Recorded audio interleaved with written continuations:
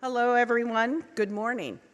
My name is Jane Sanchez, and I have the honor of serving as the 25th Law Librarian of Congress. Welcome to Washington, D.C., and welcome to our wonderful Library of Congress. We're so excited that you're here today. The Law Library is delighted to host the American Inns of Court's National Conversation on Civility. This is, it seems, a timeless topic and always relevant. And since American law traces its origins to English common law, I find it especially appropriate that this conversation includes our law colleagues from the UK. Some of you may have visited the Library of Congress before, but have you been to our law library? The Law Library of Congress serves as our nation's custodian of legal and legislative collections of nearly 3 million items for all countries and legal systems of the world. Just recently, we did our cultural heritage survey. So in addition to the 3 million bound volumes, we have 98,000 plus reels of microfilm, 3.1 million pieces of microfiche, and almost 20,000 tangible electronic resources, and that's CD-ROMs and other disks. Also, we have an incredible rare book collection. We have 60,000 volumes of books and bound manuscripts issued prior to 1801. Our major collections include Incunabula. These are books printed before 1501.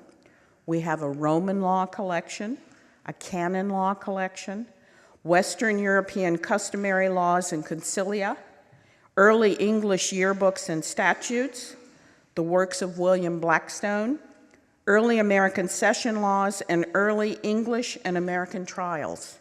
Sometime come visit us. We'd love to show you what we have. The Law Library primarily not only has a large collection, but we provide research assistance and reference services on U.S. federal and state legal issues through our staff of skilled American-trained attorneys and law librarians. What you might not know about us is that we are a powerhouse when it comes to foreign legal research and reference. Our foreign law specialists are a diverse group of foreign-trained attorneys who provide information and analysis on over 270 jurisdictions around the world. Each foreign law specialist has a law degree from his or her home country of origin and a U.S. law degree. They are fluent in not only 40 foreign languages, they are fluent in comparative law between countries. I understand, and also I want to explain, primarily we do all of the foreign legal research for Congress. There is an American Law Division in our section, which is the Congressional Research Service. They do American law and analysis and reports. We do all of the foreign law research, which is requested by Congress, and we're very proud of that.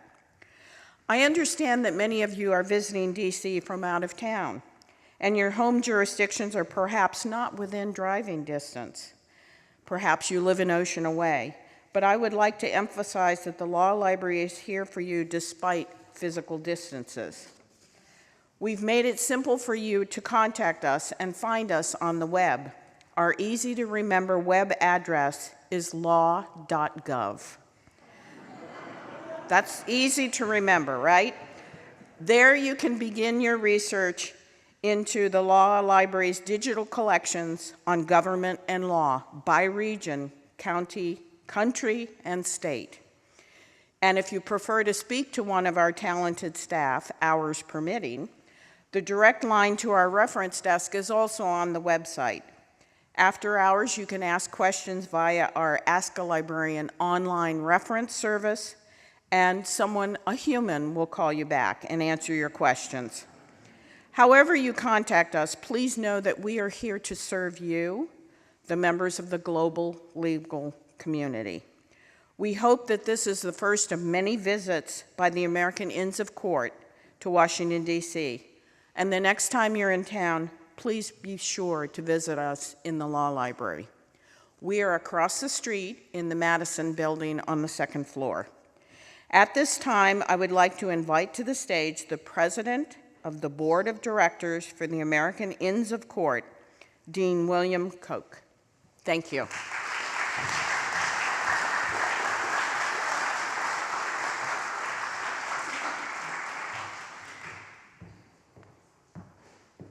Well, Ms. Sanchez, thank you so much for allowing us to use your library today. We are awed by the surroundings, and we appreciate your hospitality.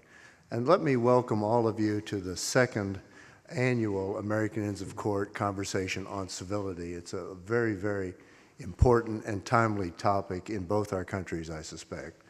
And our panel will be delving in more deeply into what civility means and what it entails.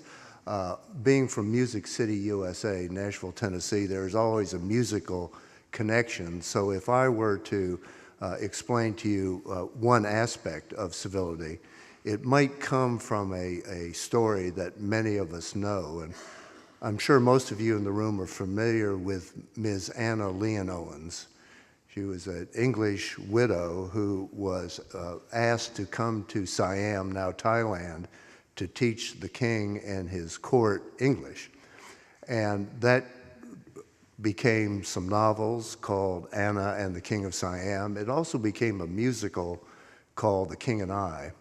And so I'm going to quote from legal scholars Rogers and Hammerstein, who wrote, there is a song called Getting to Know You, and in that song, she refers to saying it my way but nicely. And I suspect that that's one aspect of civility that's very, very important. So today, though, I first want to acknowledge the connection that the American Inns of Court has to the 4 English Inns of Court. You are our wellspring of civility. We look to you for guidance and direction on how this important quality can be displayed. We might tweak it a little bit to suit our own needs, but we are looking forward to your assistance in helping us better understand what civility means. So I'm looking forward to the panel. But before the panel, I am looking forward with great pleasure to the Temple Choir. And I should say today that we are fortunate to have with us the Reverend and Valiant Robin Griffith-Jones, who has brought the choir with him. He is still smiling this morning, so I assume the choir is minding its manners so far. But thank you for bringing your choir again this year. It is always a high point when they come. And after they perform here, they will be going to New York City. They will be going to New Hampshire, and there will be a tour of New England before they go back home. So it is wonderful to have them. And without further ado, I'm delighted to welcome Roger Sayer, who will introduce the program and the choir. Thank you.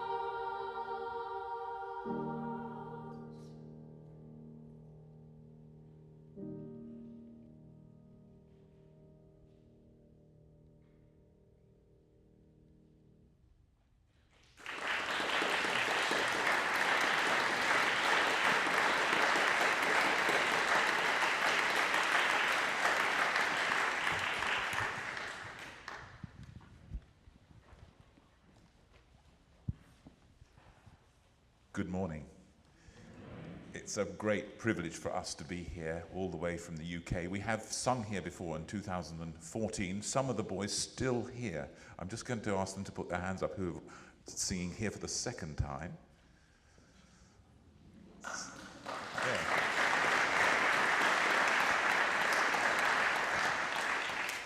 But this is a wonderful opportunity for us to share with you some of our great choral tradition. And boys-only music is not huge in quality, but the greatest piece, I think, for me, ever written for boys' voices is the Ceremony of Carols. Now, it's a bit premature, I do admit that, but on the other hand, it's a great opportunity for us to showcase this wonderful cycle of carols. In an ideal situation, we would process in from a distance and then at the end recess out to a distance. But we're going to stay put, so we'll just have to imagine that. And the other thing I'd like you to imagine just on this occasion is that Mr. Morris here sitting at the piano is a beautiful harpist. The one thing he can't do is to play the interlude, which is in your program, but actually that is just purely, it's impossible to play it on the piano, so you'll just have to imagine that was already played when we sing the one after. But apart from that, it's going to be absolutely exactly as Britain intended. Thank you very much.